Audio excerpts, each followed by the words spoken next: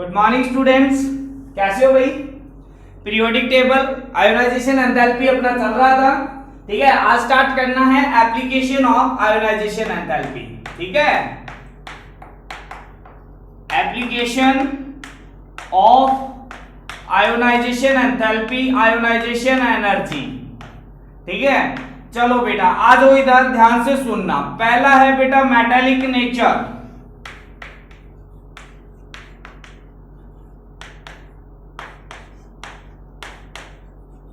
ठीक है। तो बेटा अच्छा मेटल कौन सा होता है? मेटेलिक बिहेवियर इज जो आसानी से इलेक्ट्रॉन को लूज कर दे, ठीक है। तो मेटल बेटर मेटल है ना, ऐसे लिख लेना बेटा। द एलिमेंट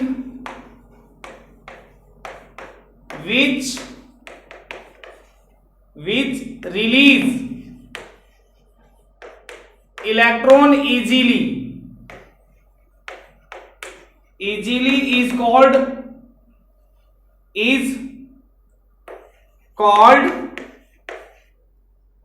reactive metal, है ना, is called metal, ठीक है।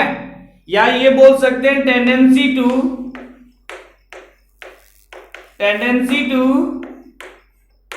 लूज इलेक्ट्रॉन है ना। इलेक्ट्रॉन की लूज करने की टेंडेंसी ही क्या है बेटा? मेटालिक प्रॉपर्टी होता है, ठीक है। तो लूज आसानी से कौन करेगा? जब आयोनाइजेशन एंथैल्पी क्या होगी? कम होगी। जब आयोनाइजेशन एंथैल्पी कम होगी तो आप एक बात बताओ, वो वाला अच्छा मेटल होगा, ठीक है। तो यहां पर ये लिख सकते हैं बेटा metallic nature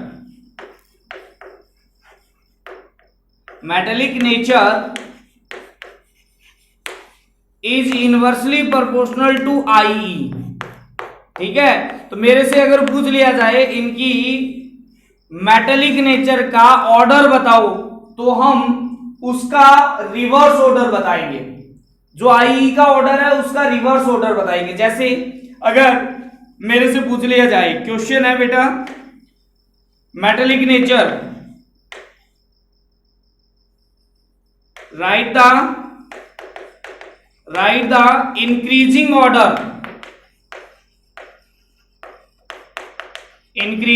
order of metallic nature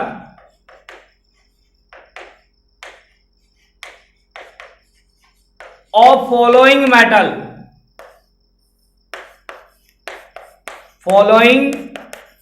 element, ऐसे लिख लेना बेटा, ठीक है। तो चलो आ जाओ बेटा इधर। मैंने कहा लिथियम है, सोडियम है ना, बेरिलियम है, और आपके पास में आ जाएगा मैग्नीशियम, ठीक है। आपको बताना है बेटा इनमें से कौन बेटर मेटल है, कौन ज्यादा आपके पास में अच्छा मेटेलिक बिहेवियर किसका सबसे ज्यादा है, ठीक है। तो देख लो बेटा इधर लिथियम है, सोडियम है, बेरिलियम है, मैग्नीशियम है।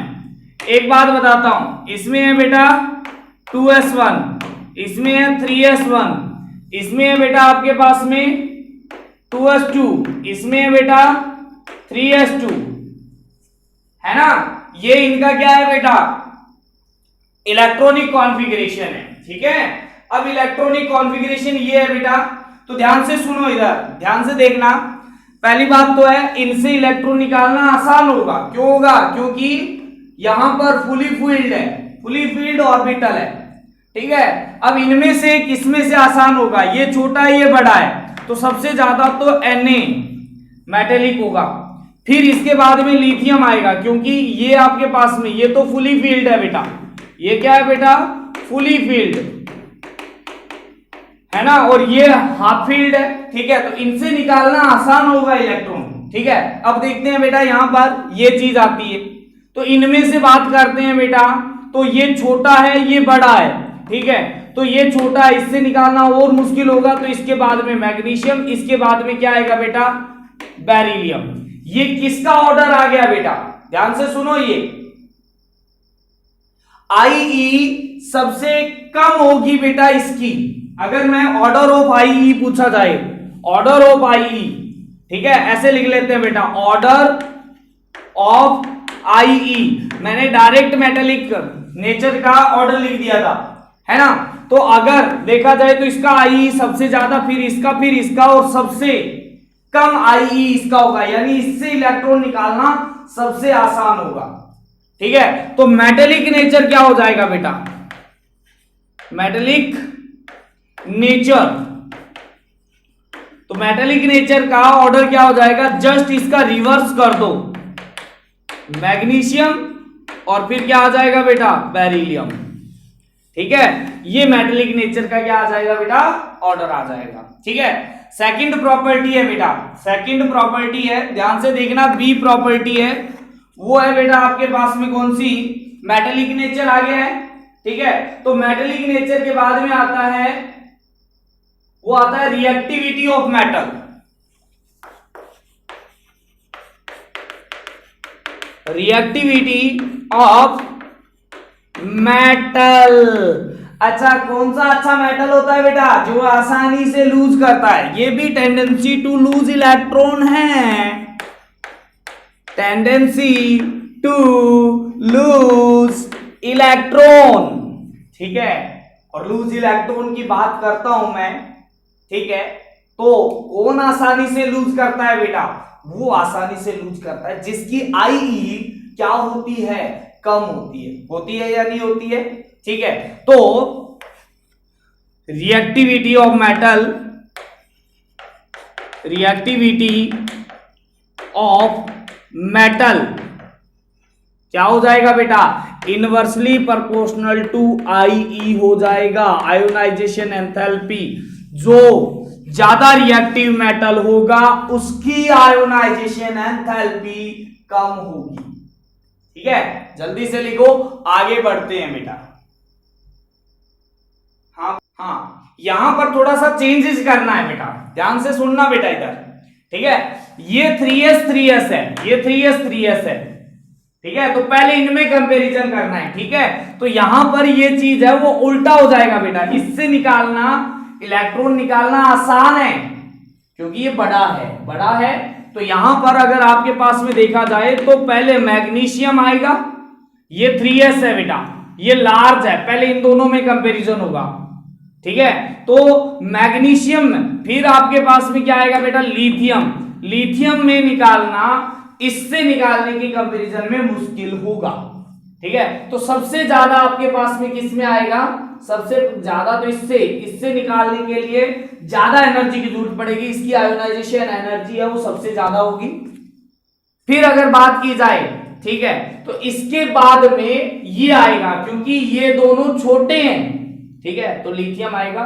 फिर अगर इन दोनों में से बात किया जाए, ठीक है, तो इससे निकालना मुश्किल होगा इलेक्ट्रॉन, इसकी Ie फिर ज्यादा होगी, किसके कंपैरिजन में, सोडियम के कंपैरिजन में। और यहां पर भी आपको बेटा चेंज करना पड़ेगा, मैग्नीशियम, और यहां पर आएगा बेटा लिथियम, सॉरी, ठीक है। ये चीज है, ये ऑर्डर है बेटा आपके पास में, है ना, ठीक है। वो साइज मैटर पहले करता है, साइज को पहले प्रेफरेंस आपको देनी है, ठीक है, ओके। तो थर्ड है बेटा आपके पास में इलेक्ट्रोपॉजिटिविटी,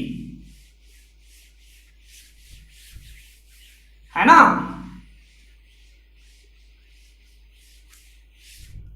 क्या है बेटा, इलेक्ट्रोपॉजिटिव कैरेक्टर, है ना। चलो, सी है बेटा,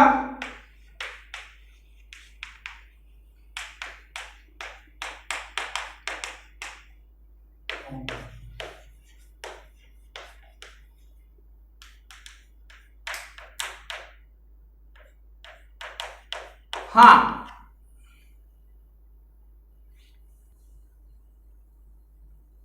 हाँ भाई, इलेक्ट्रोपॉजिटिव कैरेक्टर, ठीक है। तो ये भी क्या होता है, टेंडेंसी टू फॉर्म कैटाइन, है ना। कैटाइन फॉर्मेशन की टेंडेंसी ही इलेक्ट्रोपॉजिटिविटी होती है बेटा, ठीक है। तो कैटाइन फॉर्मेशन की टेंडेंसी, ठीक है। तो कैटायन फॉर्मेशन का मतलब लूज इलेक्ट्रॉन्स है ना, टेंडेंसी टू लूज इलेक्ट्रॉन्स है ना। तो यहां पर भी इलेक्ट्रोपॉजिटिव कैरेक्टर क्या हो जाएगा बेटा,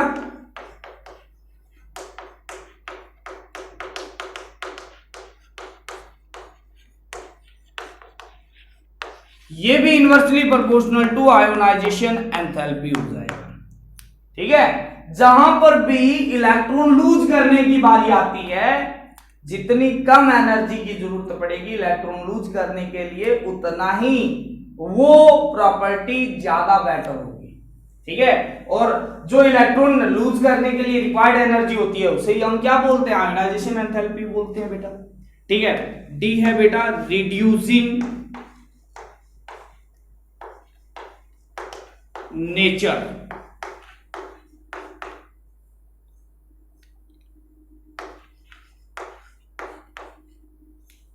ठीक है, क्या है बेटा आपके पास में, नेक्स्ट प्रॉपर्टी है रिड्यूसिंग नेचर। ठीक है, अब एक बात बताओ ध्यान से,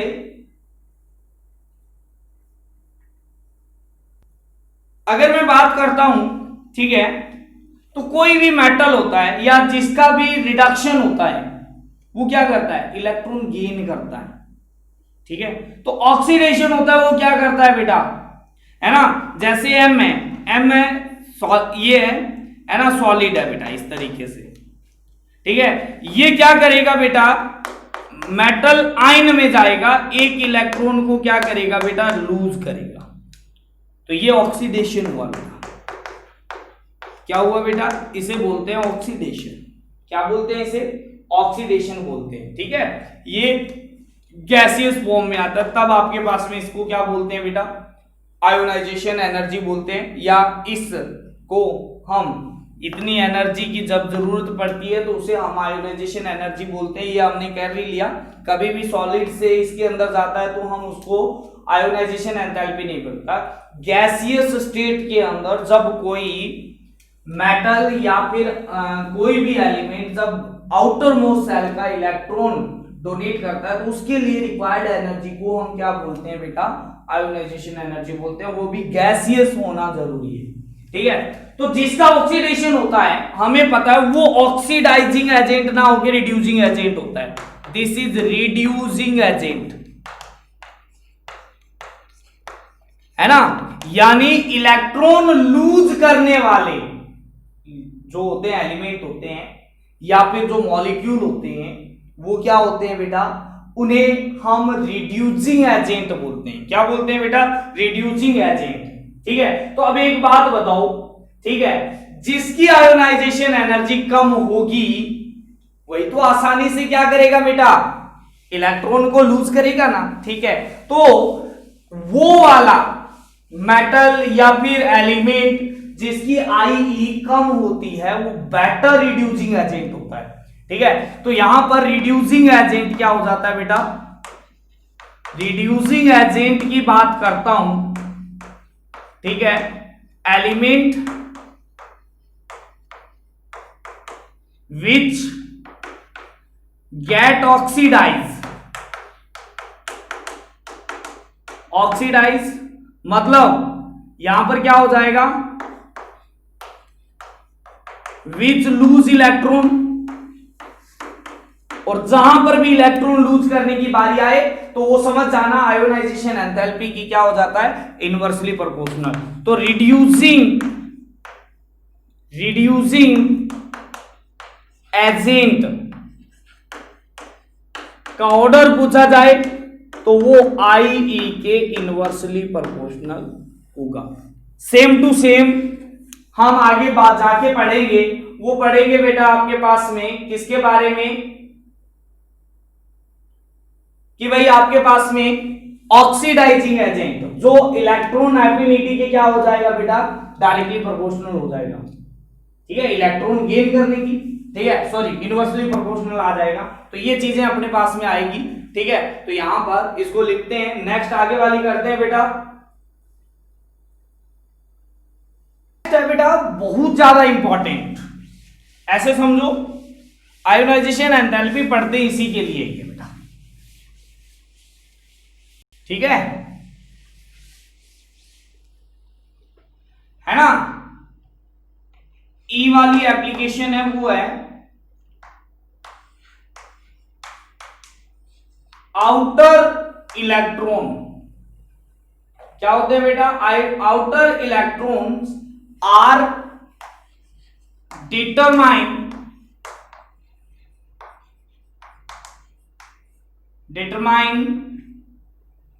on the basis of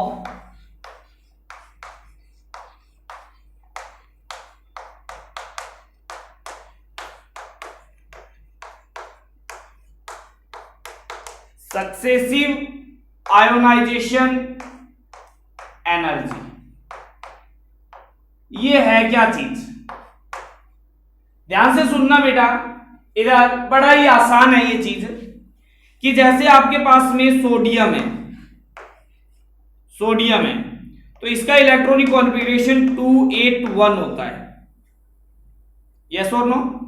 जैसे इसको IE1 दी गई, इसको क्या दिया गया बेटा? IE1 दी गई, ठीक है, इसको दी गई तो ये Na+ में चेंज हो गया, ठीक है।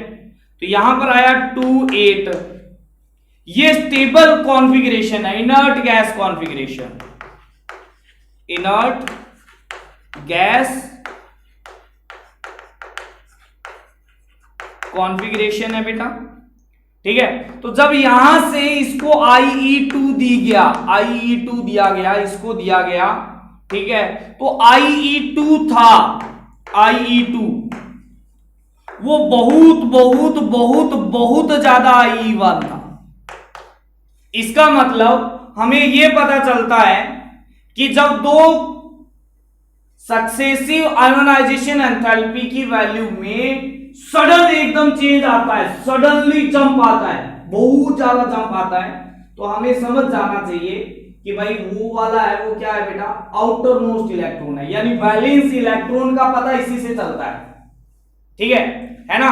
तो ये चीज है, यानी ये चीज है अब Na+2 में अगर चेंज करना होगा इसको, ठीक है, तो बहुत ज्यादा एनर्जी की जरूरत पड़ेगी, ठीक है। तो हमें पता चल जाएगा IE2 और IE1 का जो डिफरेंस है वो क्या है बेटा? बहुत ज्यादा सडन चेंजेस, सडन जंप आए तो समझ जाना वो वहां पर वैलेंस इलेक्ट्रॉन्स है, ठीक है। तो इसमें इन दोनों के बीच में है, तो वैलेंस इलेक्ट्रॉन कैसे पता चलेंगे? वैलेंस इलेक्ट्रॉन का तो पता है ना बेटा क्या होता है? वैलेंस इलेक्ट्रॉन जो आउटर मोस्ट सेल के इलेक्ट्रॉन होते हैं ना, उन्हें हम वैलेंस इलेक्ट्रॉन बोलते हैं, बॉन्ड बनाने में पार्टिसिपेट करते हैं। तो अगर इनके बीच में डिफरेंस है तो इसमें वैलेंस इलेक्ट्रॉन एक था, ठीक है। इसी तरीके से अगर मैं बात करता हूं एल्यूमिनियम की, तो ये है 28, ठीक है। चलो सुनो इधर, आप बताना, इसको जब IE1 दिया गया, ठीक है, तो एल्यूमिनियम प्लस चेंज हो गया, फिर इसको IE2 दिया गया, ठीक है, तो ये एल्यूमिनियम +2 में चेंज हो गया, फिर इसमें IE3 दिया गया, आयोनाइजेशन एंथैल्पी 3 दिया गया, तो ये Al+3 में चेंज हो गया, ठीक है। या इसको दी गई, ये इसको दी गई, ये इसको दी गई। बट इसके बाद में अगर मैं इसको IE4 देता हूं, ठीक है, इसको देता हूं, तो ये Al+4 में चेंज होता है। तो मुझे ये तो पता है कि IE1 है वो हमेशा कम हो, IE2 हमेशा ज्यादा होगा, इसी तरीके से IE3 है वो ज्यादा होगा। बट हम क्या देखते हैं कि IE4 की वैल्यू है वो IE3 के कंपैरिजन में बहुत ज्यादा है। तो इसका मतलब वैलेंस इलेक्ट्रॉन क्या हो जाएगा बेटा? वैलेंस इलेक्ट्रॉन 3 आ जाएगा, क्योंकि 3 और 4 के बीच में डिफरेंस ज्यादा है। मतलब यहां पर सडन चेंजेस, सडन जंप आया है, तो इसका मतलब वैलेंस इलेक्ट्रॉन है, तब जाके वैलेंस इलेक्ट्रॉन खत्म हो गए, ठीक है। तो यहां पर लिख लेना वैलेंस इलेक्ट्रॉन, नोट है बेटा 2000 का है, घुमा मत देना, ठीक है। तो यहां पर क्या है बेटा? 2000 का नोट घूम जाए तो कैसा लगता है है ना, वैसे ही ये नोट है बेटा, ठीक है। तो आ जाओ बेटा इधर ध्यान से देखना, ठीक है। वैलेंस इलेक्ट्रॉन, इलेक्ट्रॉन खत्म होते ही सक्सेसिव आयोनाइजेशन एनर्जी में सडन जंप आता है, जंप आता है, ठीक है। तो ये चीज पता करने के लिए कि इस एलिमेंट में कितने वैलेंस इलेक्ट्रॉन हैं, इसका यूज किया जाता है, किसका, आयोनाइजेशन एंथैल्पी का, ठीक है। जल्दी से उतारो, फिर एक क्वेश्चन करते हैं इसके ऊपर। चलो क्वेश्चन लिख ही लो बेटा। क्वेश्चन क्या कहता है, okay.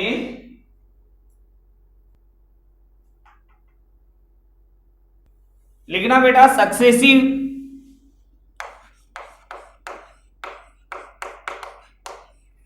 Ionisation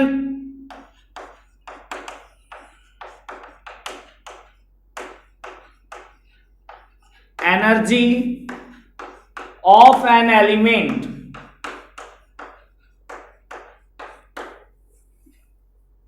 is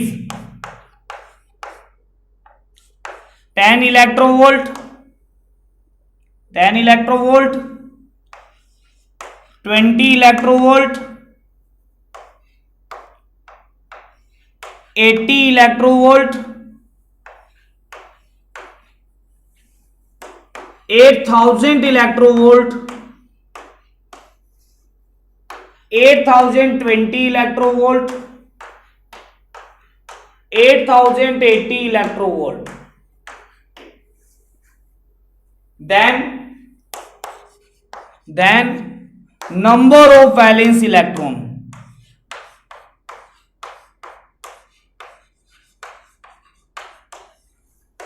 electron in element, है ना। जैसे आसानी से, बड़ा ही मतलब आसानी से जवाब दे दिया बच्चे ने कि भाई 3 है। कैसे पता चला उसको भाई, ठीक है भाई। यहां पर जंप आया कितने का, 10 का। यहां पर आया कितने का, यहां पर जंप आया 60 का।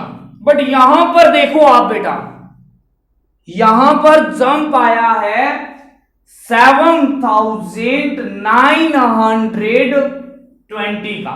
बहुत ज्यादा सडन जंप आया एकदम से।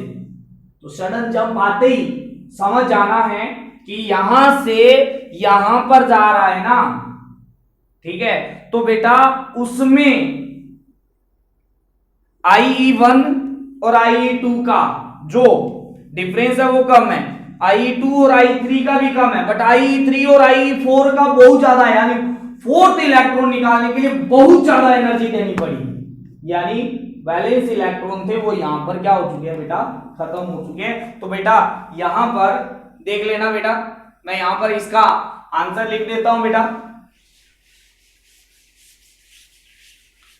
ठीक है। देखो बेटा IE1, IE2, IE3, IE4, IE5, IE6 ये दिए हुए हैं।